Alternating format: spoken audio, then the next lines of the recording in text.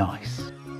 Hello everybody, welcome back to another episode of A Block. It's Noodledog today and we're going to talk about color theory. This is something that I feel like everybody knows inherently when it comes to colors and when it comes to art. However, it's something that when you explain it, it makes a whole lot more sense. This is going to be a couple parts to a video. I actually don't have a lot of time to talk about this because I've tried to make a video on this in the past, and talking about the whole thing at length is really difficult, especially if you're trying to do something, especially with local colors and stuff like that. But we're just going to talk about basic colors in this episode, so bear with me. By the way, it's been a little while, so hello. If you're new to my channel, hi, nice to see you. I'm actually coming back off of vacation, so this is my first video in a little while, so hopefully we can get through this together. It's been some time.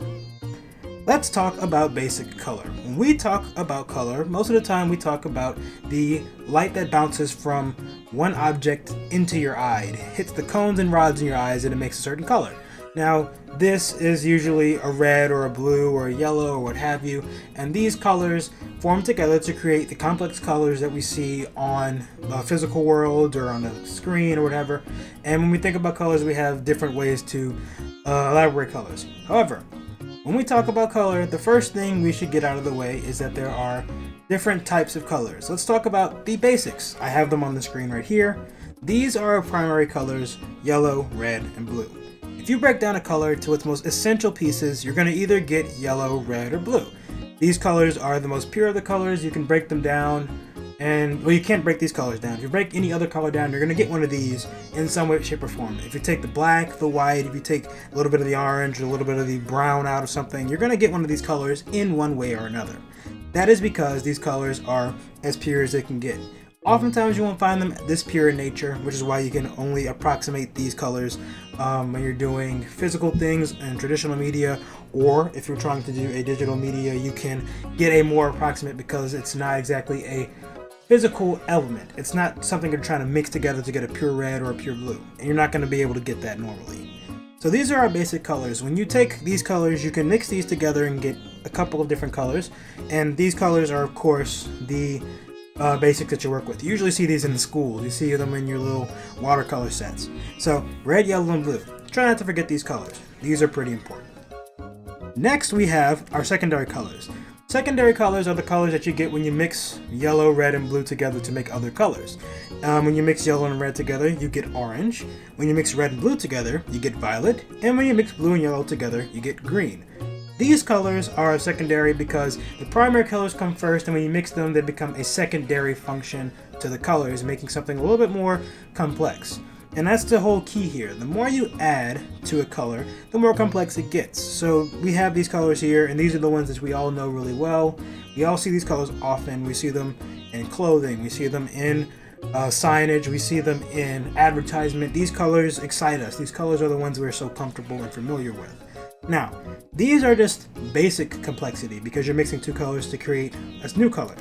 We can also get a little bit more detailed, and we can go into I believe it's tertiary colors. I was going to say tetradic colors, but you could say that too because it's a third thing. But tertiary colors are what you get when you mix the secondary colors in with another color, and you can get a third set. Now, I have the actual thing here. I didn't actually draw this one out because it would have taken quite a bit of time and skill to actually get the colors right. So I'm going to show this to make sure you guys have a basic understanding of what these colors are like. So, on the top we've got purple, and when you mix purple and blue, you get blue-purple. Go figure. Likewise, you take blue and green together, you mix blue-green, you get green and yellow, you get yellow-green. Yellow and orange make orange-yellow or yellow-orange, you could say either or. You could get red and orange together, you can get orange-red. And if you get red and purple together, you get red-purple or purple-red, whichever one you want to say. These colors are even more complex than the ones that we had before because you're mixing these other colors to create something new again. And that's the basics of color. You can mix any type of color together to make something new and something exciting that would work with a color palette or a scheme. And these are how you usually work with color. You can mix different colors to create different things. You can take more color to make it darker, or take another color to make it lighter. You can subtract from it and make it more akin to its original color, so you can get back from the primary color, you can get back to the primary color from a secondary or tertiary color or tetradic color or hex color or whatever. You can take those colors and you can go back and forth in between until you get something that you're satisfied with. And that's just the basics of art. Now, you're probably wondering where black and white fit into this.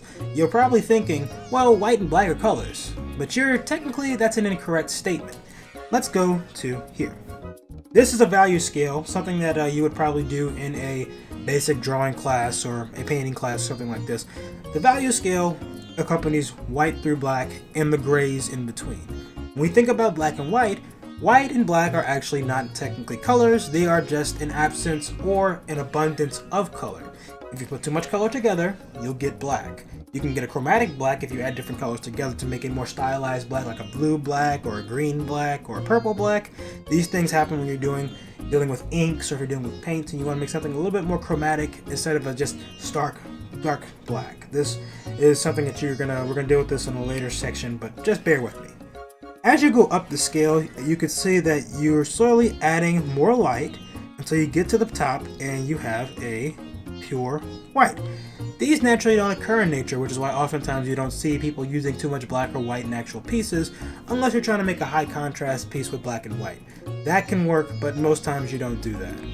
These are the basic colors that we work with when we come with art, as far as, the basic colors.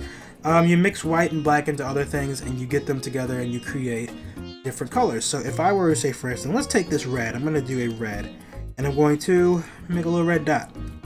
If I were to add a little bit of white here, add a little bit of white, and you could see right there, it's starting to form a little bit of pink. That is adding a tint or a shade to a color. The more white you add, you create a tint. A tint is just a lighter version of a color that's already been established. Pinks are a tint of red. Light blues and baby blues are a tint of blue, and you have greens and you have things like yellow green, stuff like that.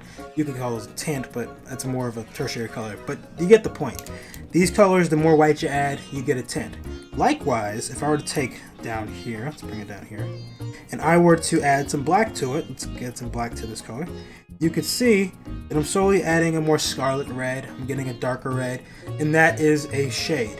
Tints and shades also come into effect, so when you see the color wheels, like say for instance, if I were to show my color wheel over here, you could even see it down here. Let's kind of see if I can zoom in a bit on that. Let's whoa, sorry, it's kind of hard to control on my tablet. It's not on my tablet. There we go. Now if we look over here, you can see that even in this triangle that we have here, this is the value scale of the color red. Likewise, if I were to bring it down to purple, or if I bring it down to blue even, the only thing it changes as far as the color itself is this area over here where all the color is in abundance.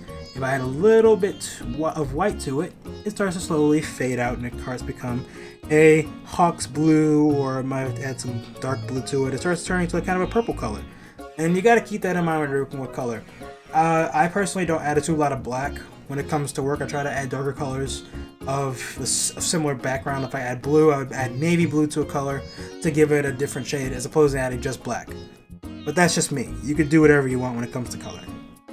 Basically, as far as basic color goes, here are your basic colors, and when you come over to these sides over here, you can see your tints until you get next to nothing and it's all in absence of color or all in excess of color as you go down to black. So these kind of things you definitely want to keep in mind when you're doing color. And that's basically it when it comes to the most parts of color. I'm going to zoom this out just a quick second. Give me just a moment. There we go. Bam. Wait. Do this again. Alright, this is the basics when it comes to color. When you're dealing with color, there's a lot of things to do with it. You gotta understand a whole lot. But in essence, it's not too bad. Once you get the idea of color, you can basically do whatever you want with it. And in the next video, we're going to talk about color harmony and things like that of that nature, which basically just revolve around the idea that color, when you put things together, becomes pleasing, or if you take something that doesn't look exactly right, it becomes tacky. That's all a part of color theory as well. But basic colors are where we're going to stop for this video. If you liked the video, go ahead and give it a like, comment, and subscribe. Tell me what you think about the videos, what I'm doing, how I'm doing. Thank you very much for 50 subscribers. We got 50 subscribers a couple weeks ago, and I'm really happy about that. So hopefully we can only go up from here. So it's been Noodledog. I'm going to make another video soon. I'm not going to do as many hiatuses as before, so hopefully we can make this work. See you later, everybody. Stay safe.